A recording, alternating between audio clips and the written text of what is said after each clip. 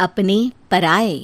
घर की लड़ाइयाँ कितनी भी हो, लेकिन ये भी सच है कि किसी पर कोई आपत्ति हो तो अपना ही परिवार साथ देता है। भैया, मेरे पीछे पुलिस लगी है, प्लीज मुझे बचा लो।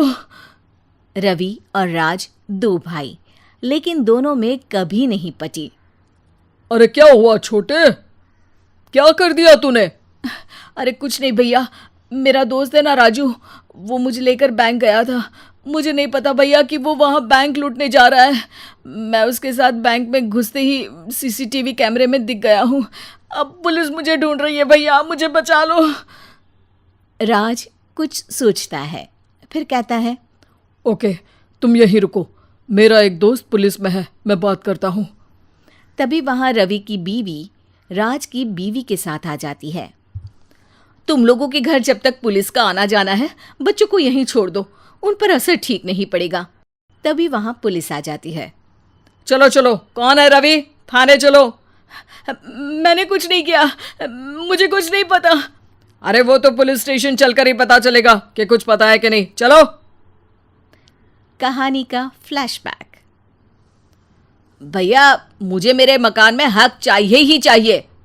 अरे लेकिन छोटे, अभी मेरे बच्चों पर काफ़ी खर्चा है, तेरी भाभी की भी तबीयत ठीक नहीं रहती, बजट बिल्कुल नहीं है कि मैं अलग होकर रहूं। देख लो भैया, 1 महीना है तुम्हारे पास, जल्दी से घर खाली कर दो। अरे कैसी बात कर रहे हैं भैया, मेरे शरीर में अभी इतनी हिम्मत भी नहीं कि घर को खाली करें। तो क्यों अपना पोषण बेचा भाभी? अरे तुम तो जानती हो, पिताजी की बीमारी के कारण उन्हें हमारी ज़रूरत थी, कैसे आते पैसे। ससुर जी तो बूढ़े थे भाभी, उनकी बीमारी में भी पैसे लगाना कौन सा अकल का काम था। तो क्या पिताजी को मैं मरने के लिए छोड़ देता? अरे रवि, तू तो समझ, पापा को हमारी ज़रूरत थी, उन्होंने हमारे लिए हर वो काम किया जिससे हमें खुशी मिले। बैक टू रवि, जो जेल में बैठा है। ये मैंने क्या कर दिया था? मैं ना पिता का हुआ ना ही भैया का। मेरे साथ जो हो रहा है ठीक ही हो रहा है। तभी वहां पुलिस वाला आता है। रवि, तुमसे कोई मिलने आया है। भाभी, आप यहाँ क्यों आई? पुलिस स्टेशन है ये भाभी। भैया, आपकी जगह मेरा भाई होता तो क्या मैं नहीं आती? अच्छा, ये खाना ले लीजिए, खा लीजिएगा। आपके भैया लगे हैं वकीलों और पुलिस वालों से बात करने में, डरने की कोई बात नहीं। जब आपने गुनाह किया ही नहीं तो सज़ा भी नहीं मिलेगी। रवि भाभी को देखकर रोने लगता है। घर में साक्षी चुपचाप बैठी होती है कि तभी सोनम कहती है, अरे साक्षी, क्या हुआ, परेशान क्यों हो रही हो? भाभी, अभी अभी पुलिस स्टेशन से खबर आई है, इन्हें बड़े जेल में शिफ्ट किया जा रहा है। मैं क्या करूंगी भाभी? रो मत, हम अच्छे से अच्छा वकील करेंगे। लेकिन उसमें तो बड़े पैसे लगेंगे दीदी, हम इतना पैसा कहाँ से लाएंगे? अरे क्यों, ये मकान है ना, और मेरे कुछ गहने भी हैं। साक्षी की आंखों में पानी आ जाता है।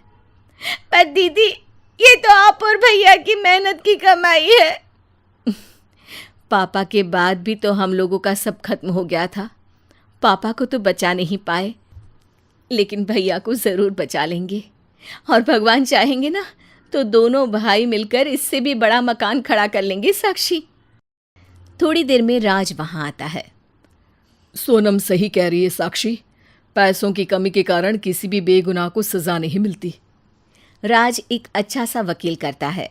सोनम और साक्षी बचाए पैसे और अपने गहनों को बेचकर रवि का केस लड़ते हैं और जल्द ही रवि जेल से बाहर आ जाता है। रवि राज को गले लगाकर कहता है, भैया मुझे माफ़ कर दो, मुझे साक्षी ने सब कुछ बताया है। भैया, आपने मुझ पर विश्वास किया, मेरे लिए दिन रात मेहनत की, भाभी ने अपने गहने तक बेच दिए। भैया, आपने तो पापा के लिए भी पैसे नहीं देखे, लेकिन मैं बहुत ही सेल्फिश निकला।